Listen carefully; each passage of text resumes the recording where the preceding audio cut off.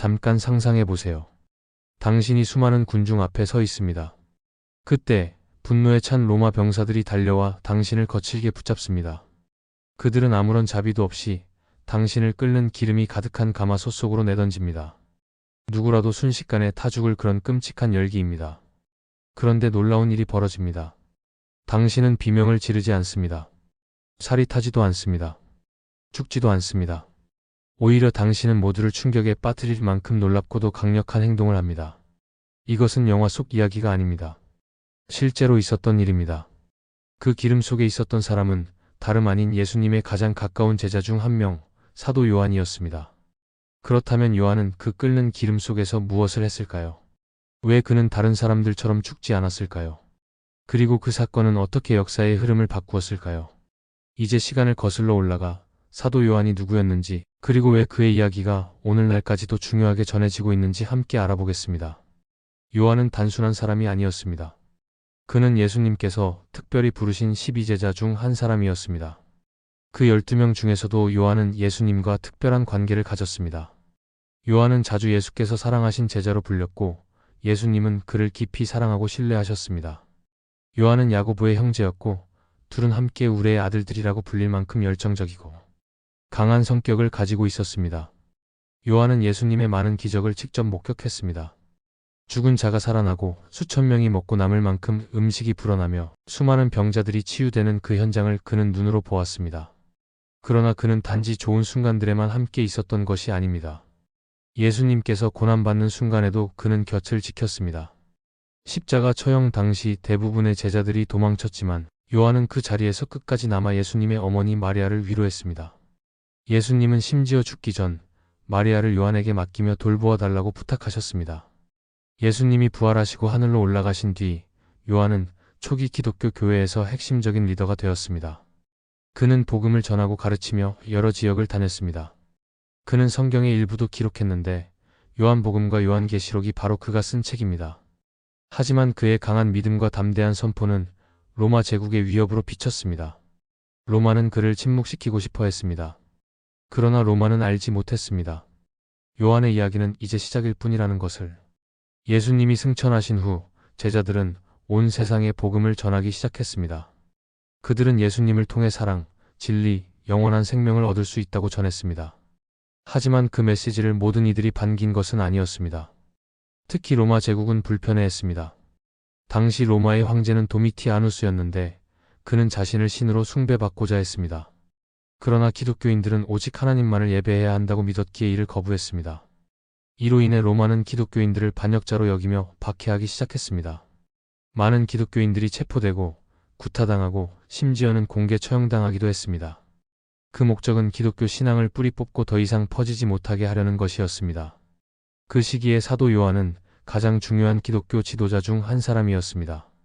그는 두려움 없이 예수님을 전했고 그의 말은 많은 이들에게 힘을 주었습니다. 이로 인해 그는 로마에게 눈엣 가시 같은 존재가 되었고 황제는 요한을 확실히 제거하고자 했습니다. 요한은 결국 체포되었고 그의 형벌로 선택된 것은 끓는 기름에 던지는 공개 처형이었습니다. 그건 단순한 사형이 아니라 다른 기독교인들에게 두려움을 심어주기 위한 공개적인 경고였죠. 요한이 체포된 뒤 로마는 그의 죽음을 큰 볼거리로 만들고자 했습니다. 끓는 기름에 산채로 던져지는 것은 끔찍한 형벌이었고 사람들은 그가 고통 속에서 즉시 죽는 모습을 기대하며 몰려들었습니다. 초기 기독교 작가인 터툴리안에 따르면 요한은 실제로 끓는 기름 가마솥 속에 천천히 내려졌습니다. 하지만 그때 놀라운 일이 벌어졌습니다. 요한은 비명을 지르지 않았습니다. 울부짖지도 않았습니다. 그의 살은 타지 않았고 그는 죽지 않았습니다. 오히려 요한은 그 끓는 기름 속에서 조용히 평온하게 서 있었습니다. 일부 기록에 따르면 그는 심지어 그 안에서 복음을 전하기 시작했다고 합니다. 사람들은 충격에 빠졌습니다. 로마 병사들조차 당황하고 두려움에 휩싸였습니다. 이건 정상적인 일이 아니었죠. 분명 하나님의 기적이었습니다. 그 끓는 기름이 그를 해칠 수 없었던 것입니다. 군중들 중 일부는 무릎을 꿇고 울기 시작했고 병사들은 도망치지도 행동하지도 못한 채 얼어붙은 듯 멍하니 바라보았습니다. 그들에게는 이 남자가 단순한 사람이 아니라는 것이 분명해졌습니다. 그를 지키는 어떤 강력한 힘이 있다는 것을 알 수 있었죠. 요한은 단순히 살아남은 것이 아닙니다. 그는 그 죽음의 순간을 복음을 전하는 기회로 삼았습니다. 그 고통의 현장에서조차 하나님의 진리를 전하는 것을 멈추지 않았던 것입니다. 이 사건은 하나님의 임재와 보호가 얼마나 강력한지를 보여주는 표적이 되었습니다. 불과 죽음조차도 그분의 메시지를 막을 수 없다는 사실이 드러난 것이죠. 그날 요한이 보여준 행동으로 인해 많은 사람들의 삶이 변화되었습니다. 그리고 그 이야기는 수천 년이 지난 지금도 여전히 전해지고 있습니다. 로마 관리들은 요한이 끓는 기름에 아무 해도 입지 않은 것을 보고 두려움과 공포에 휩싸였습니다. 그들은 그런 일을 한 번도 본 적이 없었습니다. 그 기름은 분명히 사람을 즉시 죽여야 했습니다. 하지만 요한은 그 안에 멀쩡히 서 있었고 아무 상처도 입지 않았습니다. 군중들은 놀라워하며 숨을 죽였습니다. 많은 이들이 이것이 기적이라고 믿었습니다. 심지어 어떤 이들은 그 자리에서 예수님을 믿기 시작하기도 했습니다. 로마 지도자들은 큰 걱정에 빠졌습니다. 요한을 죽일 수 없다는 것을 깨달았고 그의 생존이 더 많은 사람들이 그리스도를 따르게 만들 것을 두려워했습니다. 그래서 다시 그를 죽이려 하지는 않고 조용히 없애버리기로 결정합니다. 그들은 요한을 멀리 외딴 섬 반모라는 곳으로 유배 보냅니다. 이 섬은 로마 제국이 위험 인물이나 침묵시키고 싶은 사람들을 보내는 감옥 같은 장소였습니다. 하지만 유배 중이라고 해서 요한의 사명이 끝난 것은 아니었습니다. 반모섬에 머무는 동안 엄청난 일이 일어났습니다. 요한은 하나님의 계시를 받았습니다. 하늘과 세상의 끝, 그리고 예수 그리스도의 재림에 대한 환상이었습니다. 요한은 그가 본 것과 들은 모든 것을 조심스럽게 기록했습니다. 그 기록이 바로 성경의 마지막 책인 요한계시록입니다. 로마 제국은 요한을 막으려 했지만 그의 메시지는 사라지지 않았습니다. 오히려 그의 글은 2000년이 넘도록 수많은 사람들에게 읽히고 전해지고 있습니다. 끓는 기름도 유배도 요한을 멈추게 하지 못했습니다. 그의 믿음과 순종은 하나님의 사명을 끝까지 이루게 만들었습니다. 그래서 사도 요한의 이야기가 지금도 계속해서 회자되고 있는 것입니다. 이 사건은 초대 교회 역사상 가장 유명한 기적 중 하나로 여겨집니다. 로마 제국이 아무리 노력해도 하나님이 더 크시다는 것을 보여주는 상징이 되었습니다. 요한의 생존은 단순한 구출이 아니라 강력한 메시지였습니다. 그렇다면 정말로 요한이 끓는 기름 속에서 아무런 상처 없이 살아남은 것은 사실일까요? 아니면 시간이 지나며 만들어진 이야기일까요? 이 놀라운 이야기는 2세기 초 기독교 작가인 터툴리안에 의해 전해졌습니다. 그는 요한이 로마에서 끓는 기름에 던져졌지만 전혀 해를 입지 않았다고 기록했습니다. 많은 초기 교부들, 즉 사도들, 바로 다음 세대의 기독교 지도자들도 이 사건이 실제로 있었던 일이라고 믿었습니다. 그들은 이 사건을 하나님의 능력과 보호의 증거로 사용했습니다. 하지만 이 이야기는 성경에는 나오지 않습니다. 그래서 어떤 사람들은 이것이 역사적인 사실이라기보다는 교훈을 주기 위한 전설이나 상징적인 이야기일 수 있다고 봅니다. 그럼에도 불구하고 이 이야기는 초대 교회 안에서 계속해서 회자되었고 많은 신자들이 실제로 있었던 일로 받아들였습니다. 시간이 지나면서 일부 세부 내용이 추가되었을 수는 있지만 이 이야기는 여전히 강력한 영적 메시지를 담고 있습니다. 이 이야기는 하나님께서 위험한 상황 속에서도 자신의 백성을 보호하실 수 있음을 보여줍니다. 두려움보다 더 강한 믿음이 있다는 것을, 그리고 하나님께는 불가능이 없다는 것을 상기시켜 줍니다. 끓는 기름 속에서 살아남은 요한의 이야기는 흔들림 없는 믿음의 상징이 되었고 로마 제국의 모든 권력과 폭력으로도 예수 그리스도의 복음을 막을 수 없다는 것을 보여주는 증거가 되었습니다. 이 이야기를 사실 그대로 믿든 상징적인 의미로 받아들이든 간에 그 안에 담긴 메시지는 여전히 강력합니다. 하나님은 어떤 무기보다도, 어떤 제국보다도, 어떤 불보다도 크신 분이라는 것입니다. 끓는 기름 속에서도 살아남은 사도 요한의 이야기는 모든 그리스도인들에게 강력한 상징이 되었습니다.